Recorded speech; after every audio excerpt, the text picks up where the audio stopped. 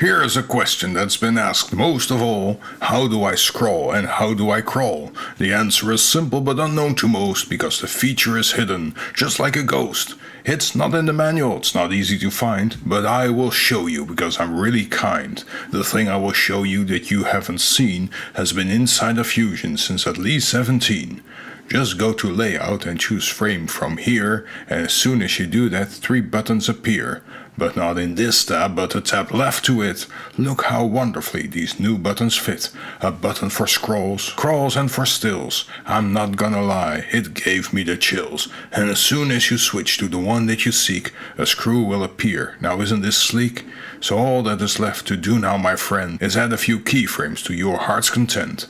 So go and do that. Don't be afraid. It's all that you need to make your text animate. This was my wisdom for my Fusion tribe. If you enjoyed it, hit like and subscribe. And buy me a banana.